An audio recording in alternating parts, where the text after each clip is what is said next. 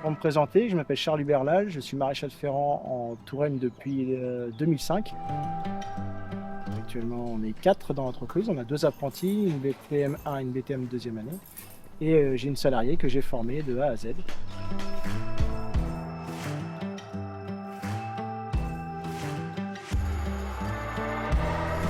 Ma première forge élec, je l'ai eue il y a 5-6 ans à peu près. Et dans ma façon de travailler, ça a un peu changé. En fait, il a fallu s'adapter aussi à cet outil qui est différent de la forge à gaz.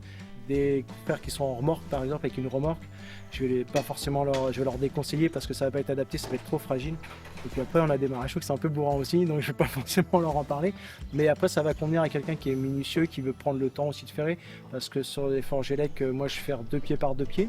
Donc après, on s'organise, on se regarde beaucoup travailler. Si par exemple, la forge, elle est pleine, les fers sont chauds, on interpelle le maréchal qui est prêt, on dit voilà, tes fers sont chauds, comme ça permet d'aller ajuster. Puis pendant ça là, on va faire un autre pied en plus, ou on va, voilà.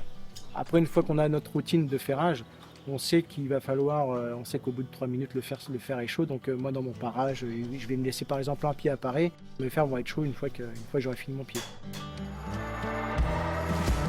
La température de chauffe sur la forge élec, moi j'ai fait le choix de la mettre à 940 degrés. Je veux que ce soit juste chaud pour ajuster un fer, principalement pour préserver ma forge, parce que si je le mets à 1100 ou 1150, la résistance va se détériorer plus vite. Et au final, j'ai descendu au début, je crois que j'avais commencé à 1050 degrés. Et au fur et à mesure, je descendais et je me suis dit jusqu'à où je vais pouvoir aller pour pouvoir ajuster correctement.